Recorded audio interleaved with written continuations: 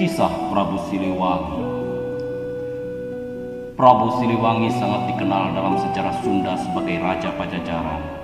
Salah satu naskah kuno yang menjelaskan tentang perjalanan Prabu Siliwangi adalah Kitab Suwasit. Kitab yang ditulis dengan menggunakan bahasa Sunda kuno di dalam selembar kulit macan putih yang ditemukan di desa Pajajar, Raja Galuh, Jawa Barat. Prabu Siliwangi seorang raja besar, pilih tanding, sakti mandraguna, arif dan bijaksana, memerintah rakyatnya di kerajaan Pakuan Pajajaran putra Prabu Anggalarang atau Prabu Dewa Niskala, raja dari kerajaan Gajah dari dinasti Galuh yang berkuasa di Surawisesa atau Keraton Galuh di Ciamis, Jawa Barat. Pada masa mudanya dikenal dengan nama Raden Pamanarasa. Sejak kecil beliau diasuh oleh Ki Gedeng Sindangkasih, seorang juru pelabuhan Muara Jati di kerajaan Singapura sebelum bernama kota Cirebon. Setelah Raden Pamanarasa dewasa dan sudah cukup ilmu yang diajarkan oleh Ki Gedeng Sindangkasih, beliau kembali ke kerajaan Gajah untuk mengabdi kepada ayahandanya Prabu Anggalarang Dewa Niskala. Setelah itu Raden Pamanarasa menikahi putri Ki Gedeng Sindangkasih. Putri Ki Gedeng Sindangkasih itu bernama Nyi Ambetkasih. Ketika itu kerajaan Gajah dalam pemerintahan Prabu Dewa Niskala atau Prabu Anggalarang sedang dalam masa keemasannya. Wilayahnya terbentang luas dari Sungai Citarum di Karawang yang berbatasan langsung dengan kerajaan Sunda sampai Sungai Cipamali berbatasan dengan Majapahit. Silsilah Prabu Siliwangi sebagai keturunan ke-12 dari Maharaja Raja Adi Mulia Ratu Galuh Ajar Sukarsi. Yang pertama, Maharaja Adi Mulia Ratu Galuh Ajar Sukarsi menikah dengan Dewi Naganingrum, Nyi Ujung Sekar Jingga berputra Prabu Ciungwanara. Prabu Ciungwanara kemudian berputra Sri Ratu Purbasari. Sri Ratu Purbasari kemudian berputra Prabu Linggahyang. Prabu Linggahyang kemudian berputra Prabu Linggawesi. Prabu Linggawesi kemudian berputra Prabu Susuk Tunggal. Prabu Susuk Tunggal kemudian berputra Prabu Banyaklarang. Prabu Banyaklarang kemudian berputra Prabu Banyakwangi. Prabu Banyakwangi kemudian berputra Prabu Mundingkawati atau Prabu Linggabuana. Prabu Mundingkawati atau Prabu Linggabuana kemudian berputra Prabu Wastu Kencana atau Prabu Niskala Wastu Kencana. Prabu Wastu Kencana atau Prabu Niskala Wastu Kencana berputra Prabu Anggalarang atau Prabu Dewata Niskala. Prabu Anggalarang atau Prabu Dewata Niskala menikah dengan Dewi Siti Semboja Dewi Rengganis. Kemudian dianugerahi putra Sri Baduga Maharaja Waliullah Jaya Dewata Raden Pamanarasa tahun 1459 sampai 1521 Masehi yang bergelar Prabu Siliwangi. Beliau mempunyai harimau putih dari bangsa Jin, namanya Sitablo Prabu Kilingwesi Sakti dari Curug Sawer Talaga Majalengka. Pada suatu hari Prabu Anggalarang geram karena banyak dari penduduknya di Muara Jati yang beragama Hindu pindah ke agama baru yang dibawa oleh alim ulama dari Campa Kamboja bernama Syekh Kuro. Agama tersebut bernama Islam, maka diutuslah beberapa orang kepercayaannya untuk mengusir ulama itu dari tanah Jawa. Konon kabarnya, ulama besar yang bergelar Syekh Quratul Ain dengan nama aslinya Syekh Mursyahadatillah atau Syekh Hasanuddin. Beliau adalah seorang yang arif dan bijaksana dan termasuk seorang ulama yang hafiz Al-Quran serta ahli qiraat yang sangat merdu suaranya.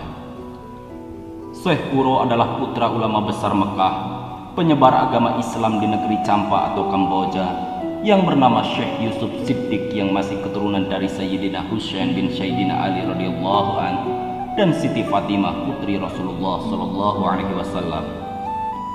Sebelum beliau datang ke tanah Jawa sekitar tahun 1409 Masehi, Syekh Kuro pertama kali menyebarkan agama Islam di negeri Campa Kamboja, lalu ke daerah Malaka, dan dilanjutkan ke daerah Martasinga Pasembangan dan Japura.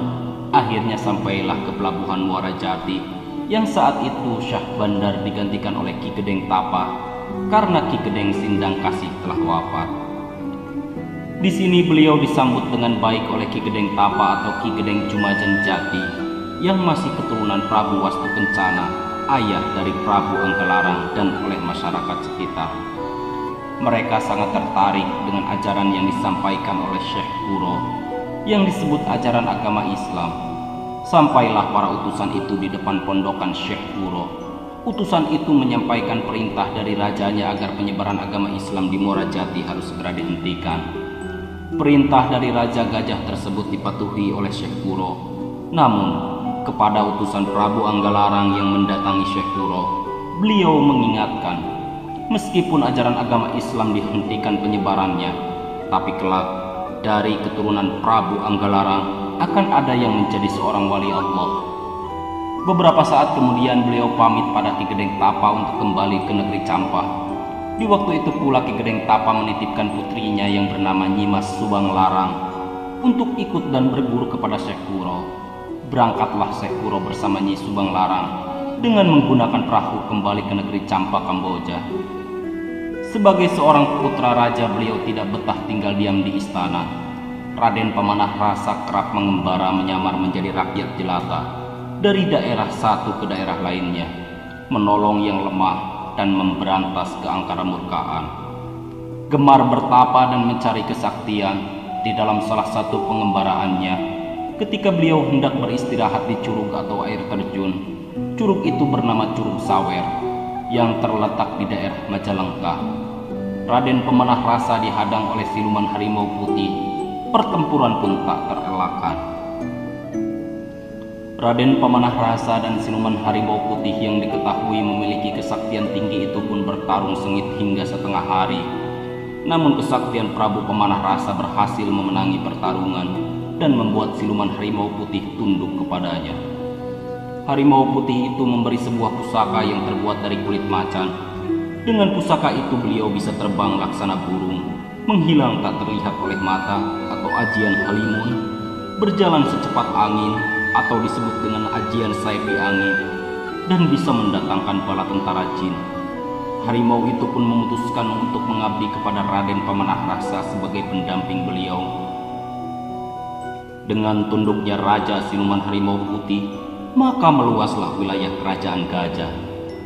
Siluman Harimau Putih beserta pasukannya selanjutnya dengan setia mendampingi dan membantu Raden Pemanah Rasa.